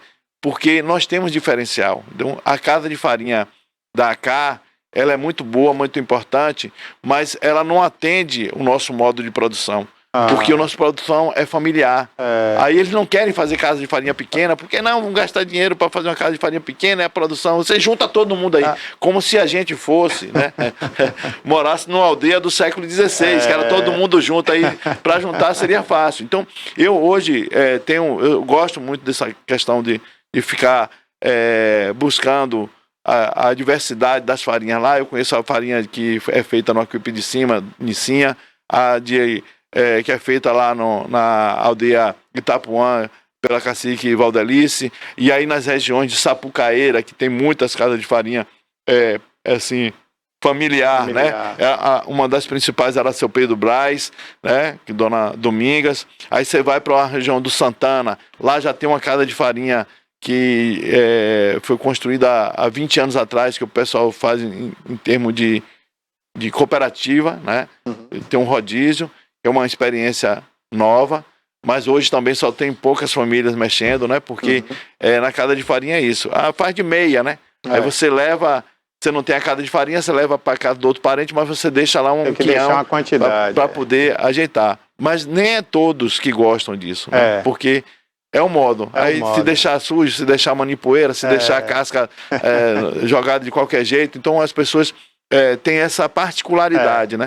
E talvez seja a hora, né, de eles compreenderem isso e dar a oportunidade que a gente tenha essas casas de farinha menores para que a gente melhore a nossa produção. Eu acho que não vai custar tanto assim, né, para o governo do estado, para o Sesol, de repente conseguir fazer esse aporte, porque, como você disse, é uma coisa familiar, então é uma coisa pequena, vai fazer com pouco custo, né?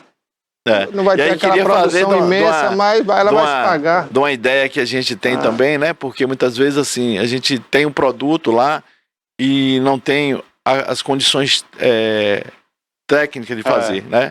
Dizer que nós fomos convidados pelo Sesol para fazer o chocolate na fábrica que foi inaugurada aí na UESC, né?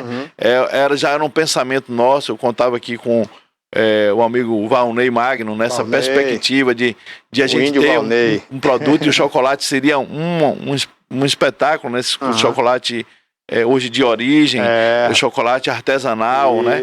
E a gente melhorar. Tem indígena ainda, né? Não tem. Seria uma coisa diferente. Diferencial, principalmente nesse mercado novo que está surgindo.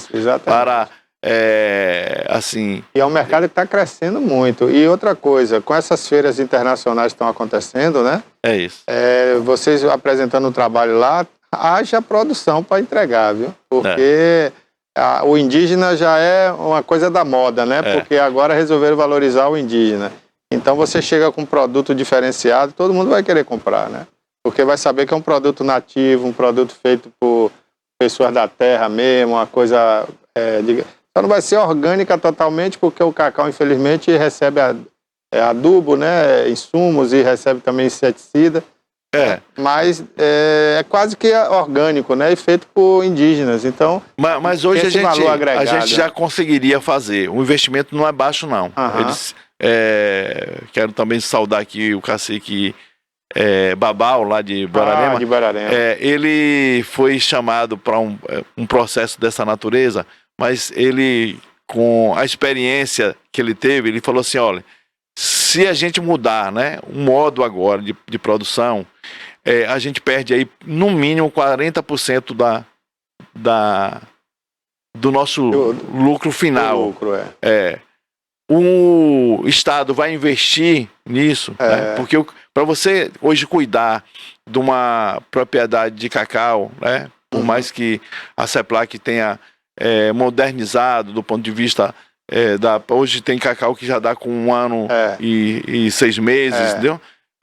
A gente mudar essa matriz para o orgânico... Teria que ter alguém que bancasse. Exato, né? Teria que ter uma caçamba, teria que ter uma enchedeira para misturar, porque são muito material orgânico para ser misturado, para a gente mudar assim, de imediato. O que a gente pode fazer da forma que a gente tem fazendo, né? A gente tem os nossos modos de produção, da poda, no cuidado, né?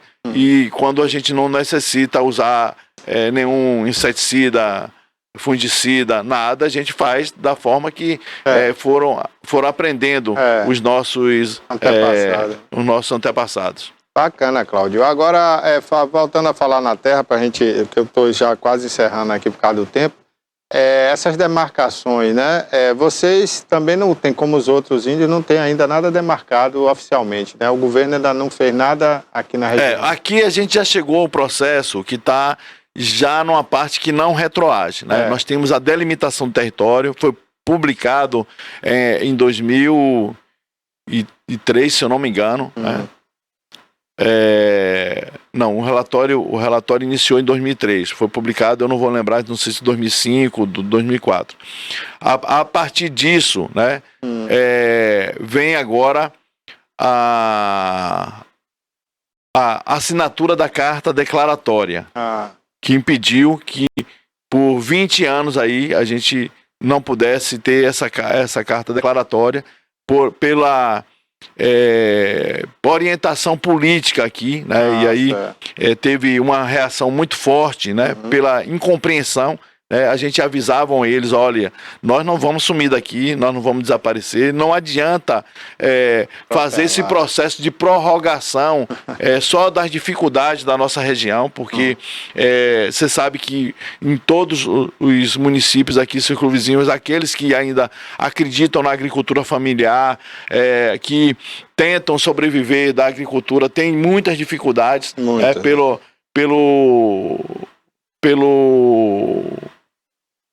eu não digo pela possibilidade até preconceituosa, né, com o homem do campo, né, porque precisa se valorizar para a gente manter os nossos filhos, aqueles que gostam da agricultura lá no campo, mas se você não consegue dar as condições mínimas, eles vêm para o centro da cidade arriscar um subemprego, né, porque muitas vezes não tem formação escolar, e a gente já avisava isso, né.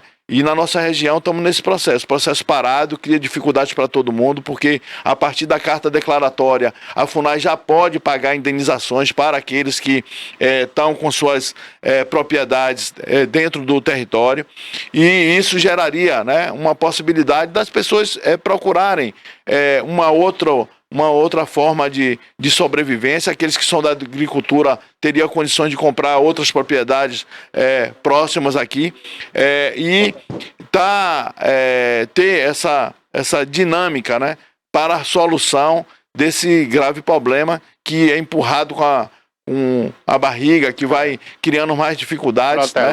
E nós estamos lá resistindo, 23 comunidades, hoje 13 caciques. Quero, em nome do cacique Alício, parabenizá-los também todos, né, pelo dia de ontem, e nós vamos se encontrar hoje numa sessão especial na Câmara de Vereadores para tentar, né, fazer esse diálogo e não só comemorativo, mas também de reivindicação, de luta do nosso povo. Muito obrigado, né, o Cláudio Magalhães, Cláudio Tupinambá, Cláudio Tupinambá, vereador pelo PCdoB em Ilhéus, esteve aqui na nossa TVI. Quero deixar sempre aberto o espaço, Cláudio, e vamos marcar até um dia para a gente fazer até um debate mais amplo aqui sobre essa questão das demarcações, né? Eu tive acesso outro dia a uma informação de um projeto de demarcação que as terras vão até além de Conquista saindo daqui, né? Então a gente quer discutir mais isso para entender melhor, porque eu acho que a hora é essa, né? Governo federal, governo estadual, tudo a favor, né, para que aconteça essa demarcações de uma vez por todas, né? É isso, né? Estamos aí com o olho do mundo, né, voltado para o Brasil nessa questão de demarcação de território indígena, porque o que a gente diz também é que sem demarcação do território indígena não é democracia, né? E não haverá mais Brasil sem nós. Então essa participação dos povos originários e essa responsabilidade que temos, né, que pode ser provado aí, aonde tem terra indígena é onde as áreas estão mais preservadas no todo o Brasil, né? Se não fosse essas políticas, né, de abertura para mineração e derrubada de retirada de madeira, exploração desenfreada aí, nós teríamos hoje um país com um grande potencial hoje, onde se discute o crédito de carbono, porque eles acabaram com suas matas por lá, e hoje as empresas não têm condições de diminuir a poluição que está fazendo, então estão procurando forma de compensar nos outros países. A gente tem também esse passivo econômico e a gente quer ser incluído, né? Como o Lula disse que vai botar os pobres no orçamento, nós somos esses pobres e queremos também estar no orçamento. Não adianta ter ministério, não adianta ter superintendência aqui hoje, tem uma superintendente, dá um abraço aí para minha doutora, uma das primeiras advogadas indígenas da Bahia, doutora Patrícia Pataxó, que está assumindo essa responsabilidade aqui no estado da Bahia, dentro da Secretaria de Promoção da Igualdade Racial. Aos nossos sempre lutantes, né? Pessoas que juntam a nós, Agnaldo Pataxó, que já foi vereador em Pau-Brasil, que hoje é o nosso representante no Mupoíba, Movimento Unificado dos Povos e Organizações Indígenas da Bahia. Saudar todos, né? Aqueles que também são solidários à nossa causa, como o CIMI, aqui na nossa região, o Conselho Indígena Missionário, e agradecer a vocês pela oportunidade, que não é sempre que a gente tem a oportunidade de estar dialogando aqui para milhares de pessoas, e dizer que a gente está sempre aberto, né? Quando for convidado, quando for chamado para o debate, temos essa condição hoje, né? Hoje formamos já muitos indígenas, né? Inclusive Juliana Tupinambá, que assumiu uma assessoria no Ministério dos Povos Originários, né? Como nossa representante lá, que nos orgulha muito. Ok, muito obrigado então, Cláudio Magalhães. Viu, Valnei? Tem que vir mais sempre aqui, o índio, a presença do indígena aqui é importante para a gente debater sempre aqui. Obrigado, vereador Cláudio. Quero deixar o parabéns à tribo Tupinambá e ao vereador Cláudio e todos os índios, né? Pelo Dia dos Povos Indígenas, que foi ontem. Só isso. Vamos agora às cotações com a Bárbara Oliveira, e na volta eu vou conversar com o superintendente nacional do Banco do Nordeste aqui no programa sobre o crédito amigo, hein? Você que é empreendedor, você que quer pegar um dinheiro aí no banco para fazer um negócio, olha aí, inclusive para construir a casa de farinha, né? O diretor nacional do Banco do Nordeste vai falar aqui daqui a pouquinho, porque a ordem do presidente é liberar dinheiro aí para todo mundo. Lula falou.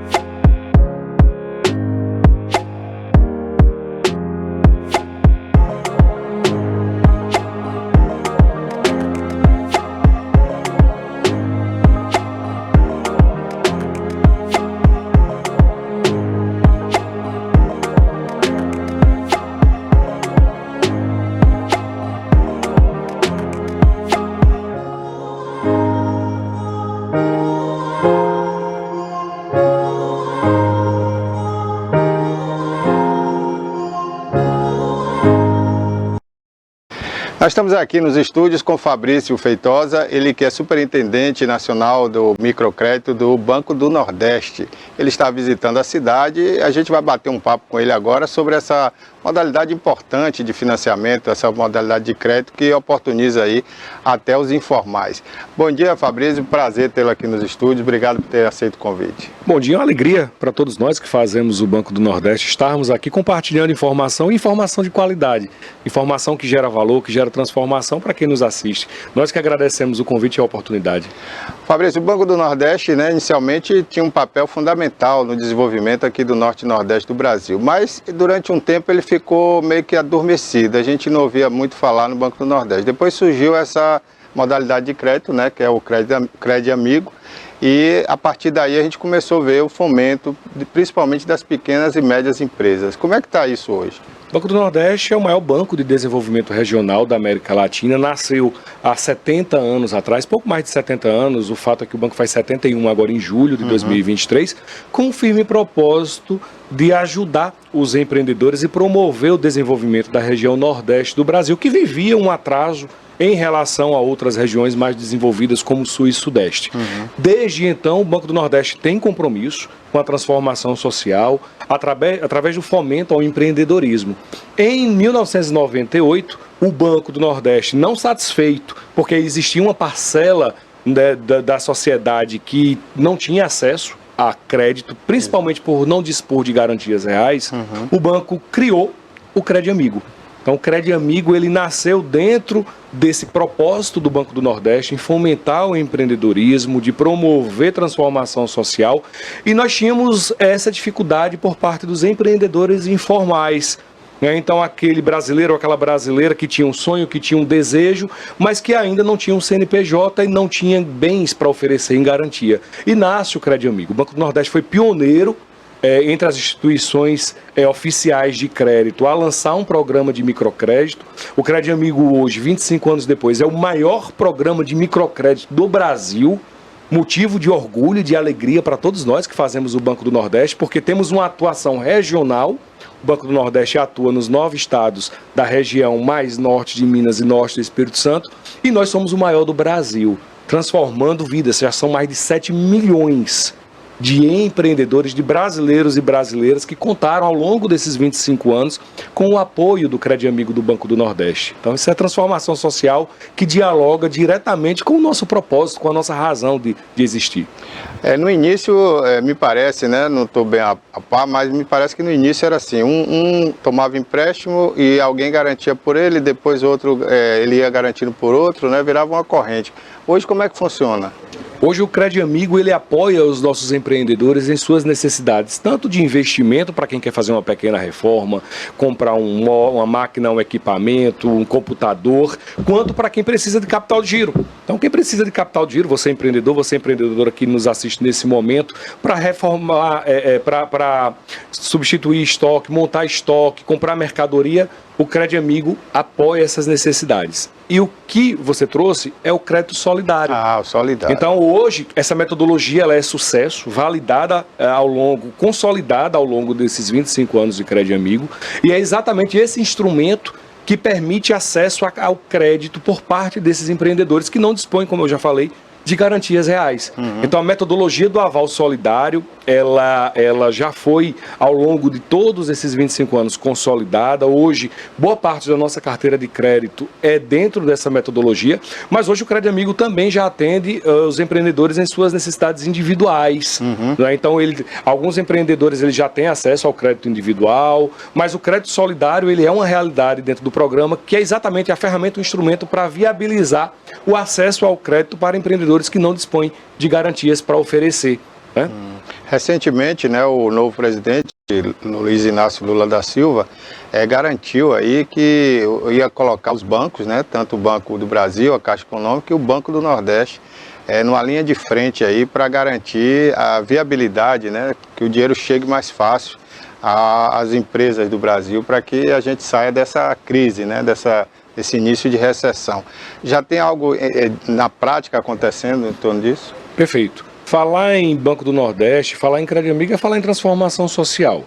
O cliente do Banco do Nordeste é o agente produtivo. Então o Banco do Nordeste ele não atende às necessidades de financiamento de casa própria, de veículo de passeio. Nós financiamos o setor produtivo. Certo. Financiamos brasileiros e brasileiras que têm um sonho de investir no negócio que gera emprego, que gera renda, que promove a transformação social. E não há como falar em transformação social se a gente não tiver o microcrédito. Porque o microcrédito ele atende à base da pirâmide. O microcrédito ele atende aqueles empreendedores que estão começando. Muitas vezes na informalidade, muitas vezes sem garantia real, sem uma estrutura, sem uma orientação, sem formação. E um dos grandes diferenciais do Crédito Amigo do Banco do Nordeste é exatamente a compreensão que nós temos de que o crédito, de forma isolada, ele é insuficiente para promover a transformação social. Por isso que o Crédito Amigo ele é sucesso. Porque o Crédito Amigo, além do crédito, ele trabalha educação financeira, ele trabalha educação ambiental, ele trabalha educação empresarial. Então a gente transforma a jornada daquele empreendedor em função do nosso fluxo, do nosso processo metodológico. Então o Crédito Amigo ele tem esse grande propósito, né, de ajudar, de pegar na mão desses empreendedores no início da sua jornada empreendedora muitas vezes, e esse empreendedor ele vai crescendo, ele vai desenvolvendo, ele vai evoluindo, e quando o microcrédito já não é capaz de nutrir as suas necessidades, ele já consegue migrar e acessar outras linhas de crédito do próprio Banco do Nordeste, porque muitas vezes ele saiu da informalidade, ele se transformou num MEI, depois se transformou numa microempresa, numa pequena empresa, numa média empresa, numa grande empresa, e nós dizemos que o Banco do Nordeste ele vai do alfinete ao foguete. Então nós atendemos desde esse empreendedor nas suas necessidades primárias, iniciais, até o grande empresário. Então é muito bom você que é empreendedor, você que é empreendedora, saber que você pode contar, né, com esse apoio, com esse grande agente de desenvolvimento. E com isso, a gente está fomentando a economia, a gente está contribuindo para o resgate da cidadania, promovendo a cidadania e a dignidade de milhares e milhares de brasileiros e de brasileiras que escolheram o empreendedorismo como um caminho de vida. O banco, com certeza, como você falou, são 7 milhões, né, de beneficiados já, né? Ao longo dos 25 anos do Crédito Amigo, já foram mais de 7 milhões de empreendedores contemplados. E só para se ter uma ideia, olha a grandeza desse número, foram mais de 110 bilhões de reais aportados apenas no microcrédito do Crédito Amigo. E 90% disso no Nordeste, né? Toda a área de atuação do Banco do Nordeste, em toda a nossa área de atuação. O número é gigante, né? Você imagine, 110 bilhões de reais ao longo de 25 anos, com um ticket médio muito baixo, porque a gente está falando de microcrédito, tá? Mas a transformação social que esse número provoca é o que nos enche de orgulho. O resgate da cidadania, a promoção da dignidade, a eliminação da pobreza. Então, esse é o papel do Banco do Nordeste. O Banco do Nordeste tem essa clareza. O Crédito Amigo é um instrumento poderoso de transformação social, de eliminação da pobreza, de fortalecimento do empreendedorismo e, logicamente, de transformação social e econômica. Agora, hoje, com essas taxas de juros, né, que nós temos no Brasil, que são muito altas, né, em relação, se você comparar com outros países, o Brasil, se não for a mais alta, é uma das mais altas do mundo. Como é que fica essa situação do acesso ao crédito hoje? O Banco do Nordeste ele é administrador do Fundo Constitucional de Financiamento do Nordeste. Então, por ser um banco público, por ser um banco que tem compromisso com o desenvolvimento e tem compromisso com o apoio ao empreendedorismo, as taxas de juros praticadas pelo Banco do Nordeste já são subsidiadas. Então, o Banco do Nordeste hoje ele oferece para os empreendedores condições especiais de crédito, diferentemente do que se pratica as demais instituições de crédito nesse país. Então, hoje nós conseguimos crédito, aportar operações de investimento, por exemplo, com taxa subsidiada, com prazos alongados, adequados ao fluxo financeiro do negócio daquele cliente. Então, esse é um dos grandes diferenciais do Banco do Nordeste enquanto agente executor das políticas públicas do governo federal. Então, e é importante que se diga isso para os empreendedores que estão aqui nos assistindo nesse momento, contem com o apoio do Banco do Nordeste. O Banco do Nordeste tem orçamento, tem recurso, tem toda a expertise de um banco que tem mais de 70 anos de atuação com o empreendedorismo. O Crédito Amigo são 25 anos, celebramos agora nesse mês de abril de 2023, 25 anos de transformação, de resgate de cidadania. Então, você que é empreendedor, que é empreendedora, quer crescer, quer expandir o teu negócio, conta com o apoio do Banco do Nordeste, que nós temos sempre uma solução para auxiliar você nessa jornada. Para esse Crédito Amigo, qual a média hoje de taxa de juro cobrada? O Crédito Amigo ele dispõe de taxas a partir de 1,8 ao mês. Tá? Vai depender, obviamente, da linha, né, da necessidade daquele crédito. O Banco do Nordeste hoje, o Crédito Amigo, ele tem um fluxo operacional muito rápido, muito ágil. Então a gente consegue disponibilizar o crédito para o nosso cliente de forma tempestiva e oportuna, porque o banco também entende que o crédito ele precisa chegar na hora certa. Por isso que o nosso processo de concessão de crédito ele é muito especial, ele é muito diferenciado e é uma das razões de sucesso do programa ao longo desse tempo. O capital de giro, a empresa, né, que hoje é o que mais a empresa requer, né, porque a gente vive aí em meio a esse sobe e desce, essa crise, né, que se instalou no Brasil desde a pandemia. Aquela empresa que quer ter acesso ao capital de giro, né?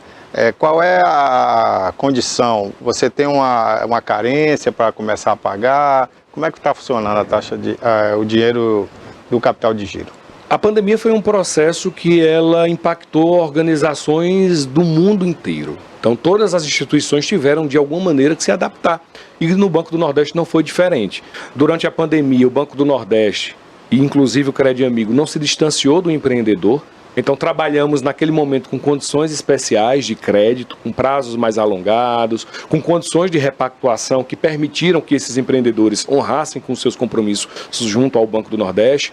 E hoje, tanto através do Crédito Amigo quanto através das demais linhas de crédito do Banco do Nordeste, as empresas elas podem ter acesso a capital de giro. Então vai depender muito do cadastro da empresa, do porte da empresa, do volume de recursos envolvidos. Da capital de giro, a gente sempre fala que é um recurso para você direcionar e ter um retorno muito rápido. Então não faz tanto sentido se falar em carência para operações de capital de giro, porque o giro você aplica imediatamente e começa a ter retorno daquele recurso. O que nós trabalhamos muito fortemente é a carência para operações de investimento, que aí sim, empreendedor e empreendedora, conta com o apoio do Banco do Nordeste, porque quando você, por exemplo, resolve investir na construção de uma nova sede, o retorno financeiro desse investimento ele vem ao longo do tempo. Então, para esse tipo de necessidade, por exemplo, é muito importante que você capte esse recurso para você não tirar do seu fluxo de caixa. Eu sempre falo, enquanto gestor do banco, que muitas vezes o empreendedor ele investe o capital próprio no investimento, né, na reforma, na construção, na compra de máquinas e equipamentos, e quando se aperta vai ao banco buscar o capital de giro. Ele tem que fazer o inverso, né, evitar imobilizar o seu capital próprio, né, buscar junto aos bancos, e o Banco do Nordeste está aqui para isso, esse recurso em condições adequadas para que ele possa fazer a adequação do seu fluxo de caixa, e o capital de giro dele está ali preservado. Mas se ainda assim ele tiver necessidade, recorre ao banco, o banco também tem linhas de crédito de capital de giro em condições especiais para ajudar você, empreendedor e empreendedora. A pessoa que quer empreender, quer começar um negócio, tem um projeto, né? Aí vai precisar construir um imóvel e tal. O banco tem a linha de crédito de financiar tudo isso, desde o imóvel até ele comprar máquinas e equipamentos, por exemplo. O banco pode financiar para micro e para pequenas empresas a aquisição de imóveis, mas se o empreendedor ele já tiver o terreno e ele quiser construir, o banco também financia a construção, o banco financia a reforma, o banco financia a ampliação do empreendimento do cliente. É sempre bom a gente deixar isso muito claro. O Banco do Nordeste é um banco que tem compromisso com o empreendedor. O nosso cliente é o agente produtivo. Então nós financiamos todos os itens, todas as necessidades que estejam alinhadas com o empreendimento do cliente. Seja ele do comércio, da indústria, do setor rural, prestação de serviços. O Banco do Nordeste ele alcança todos os setores da nossa economia. Dentro desse montante que você falou para a gente, né, hoje de pessoas que compõem já essa linha de crédito, de financiamento, o índice de inadimplência é grande, é pequeno? Como é que está hoje? O índice de inadimplência histórico do Crédito Amigo é em torno de 3%. Tá? Então nós entendemos que é um índice de inadimplência baixo se comparado ao volume de crédito que nós temos aplicados na economia. Isso se deve ao nosso processo metodológico, a forma como o Banco do Nordeste faz microcrédito, o acompanhamento, a orientação empresarial, a educação financeira, a formação desse cliente. Então, o cliente que ele busca o Crédito Amigo, ele tem não apenas o dinheiro, mas ele tem uma ampliação de consciência com relação ao melhor uso desse recurso. Então, quando o cliente ele recebe esse direcionamento e ele aplica, e a gente acompanha a aplicação desse crédito, a possibilidade de sucesso é muito grande, né? Por isso justifica o nosso percentual de inadimplência também ser baixo. A educação financeira é muito importante, né?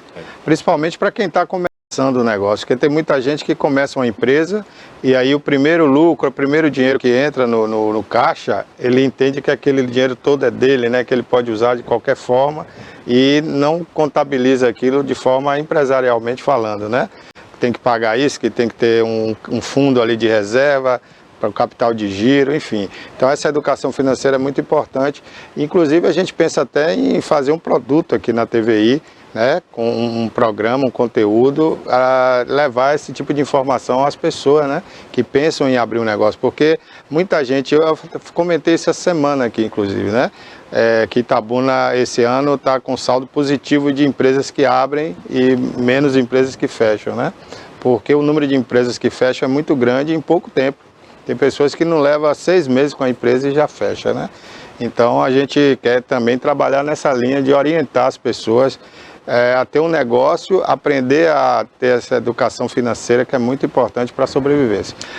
Sim, pode falar. Não, é fundamental. Esse é um dos grandes diferenciais do Crédito Amigo do Banco do Nordeste. O nosso agente de crédito, que é exatamente esse profissional que vai ao empreendimento do cliente, que orienta o nosso cliente, ele cumpre esse papel também, né, de orientá-lo a separar o que é do negócio, o que é da empresa, o que é da vida pessoal daquele cliente, né, é fundamental. A gente sabe que o índice de mortalidade ele é muito mais alto nos primeiros anos de qualquer empresa, de qualquer negócio. Então, a educação é fundamental. Nós, enquanto agentes de desenvolvimento, agentes de transformação social, e que é assim que nós nos posicionamos enquanto gestores do Banco do Nordeste, temos essa clareza de que o crédito de forma isolada ele não transforma.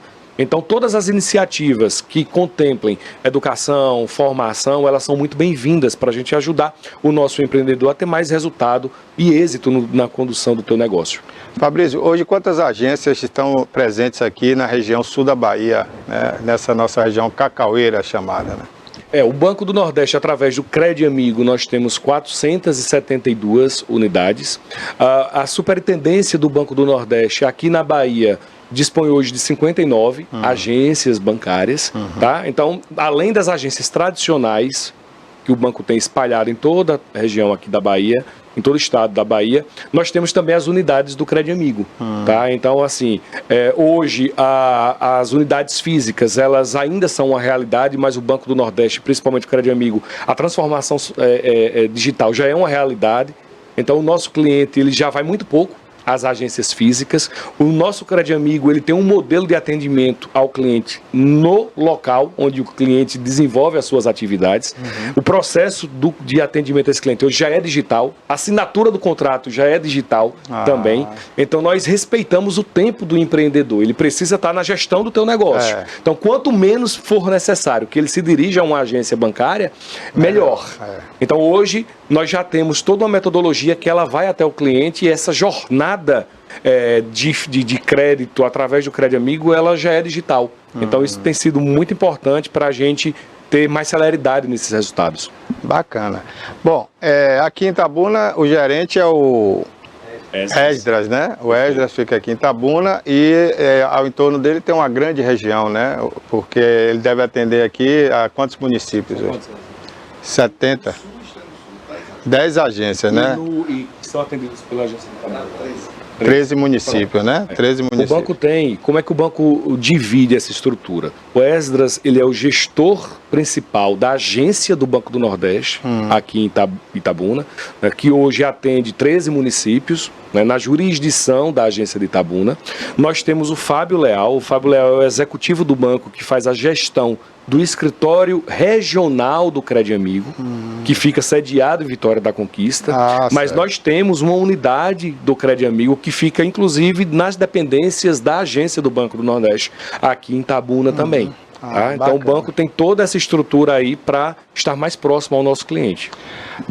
Fabrício, eu queria agradecer, né, mais uma vez pela sua presença aqui nos nossos estúdios, nos prestigiando aqui com a sua entrevista, e queria que você deixasse um recado agora no final para o nosso telespectador, principalmente o reempreendedor, né, ou aquele que está pensando em empreender, sobre o Crédito Amigo, né, e o que ele precisa fazer para ter acesso a esse crédito, para a gente finalizar.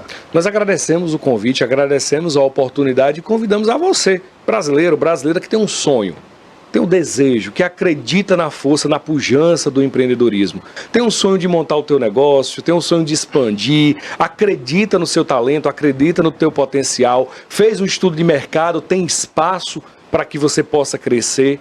Considera e conta sempre com o apoio do Banco do Nordeste. O Banco do Nordeste é um banco público que tem como firme propósito transformar a realidade social através do apoio ao empreendedorismo. Então, se você tem esse sonho, conta com o Banco do Nordeste. Você que é empreendedor, que ainda não se formalizou, mas já tem o teu negócio muitas vezes na sua própria residência. Eu posso ter acesso às linhas do Banco do Nordeste? Pode, através do Crédito Amigo. Então, se você tem esse desejo, se você tem esse sonho, conta com o Banco do Nordeste. O Crédito Amigo é o maior programa de microcrédito, é motivo de orgulho, de alegria para todos nós que fazemos o Banco do Nordeste. Já são 25 anos de transformação social. Então, hoje nós atendemos tanto aquele empreendedor que ainda não se formalizou, quanto a você, empreendedor, que já tem o teu negócio consolidado, já tem o CNPJ, tá? Busca o apoio do Banco do Nordeste, que a gente está aqui para apoiá-lo nas suas necessidades. Já estamos finalizando o programa TV News de hoje. Quero agradecer a sua audiência, a sua participação e até amanhã.